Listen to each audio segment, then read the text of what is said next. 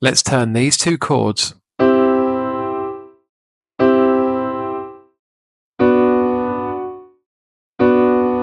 into this.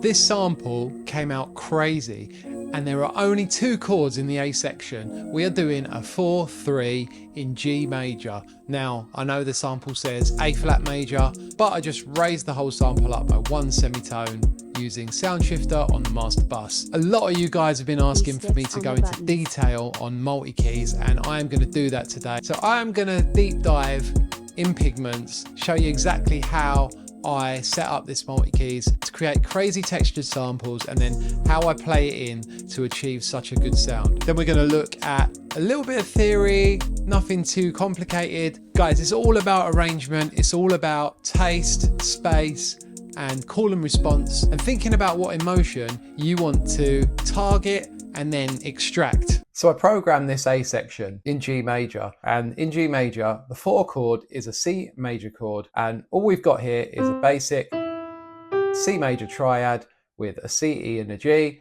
And to make that more interesting, we're going to add the major 7th, and we have a C major 7th chord. Sounds like that. Now, I've said this before, but we can move any of these notes around and experiment with what we think sounds good. I like it when notes are close together because they create a bit of dissonance. Dissonance just means when things kind of rub against each other, but it's all down to personal taste. And then the second chord is going to be a B minor chord. The 3 chord of any scale diatonically is going to be a minor chord, so I've just made a minor triad here. B minor triad there, and we add the minor 7. You've heard that in millions of songs, and that's perfectly good progression as it is. We can use that, but obviously we want to make it stand out. So what I normally like to do is play around with inversions, move stuff around.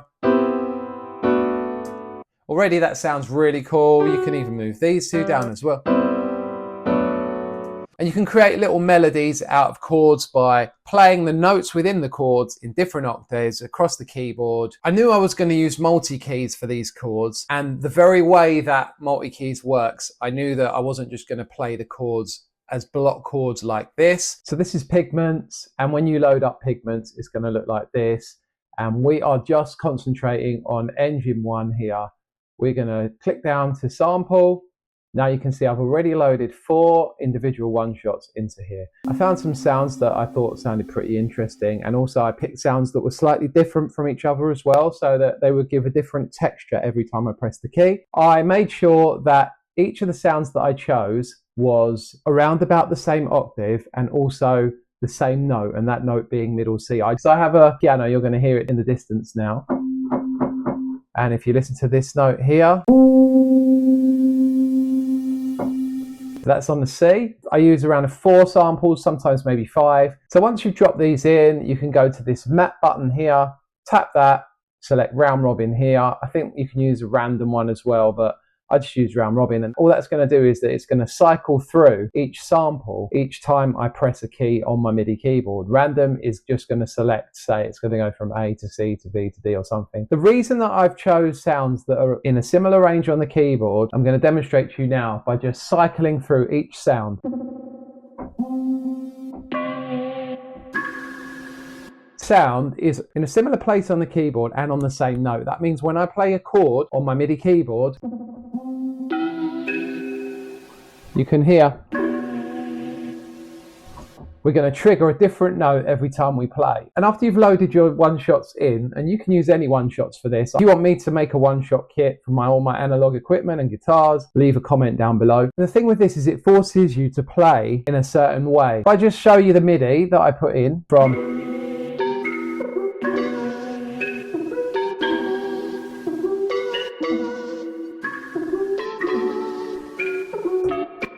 Watch Pigments.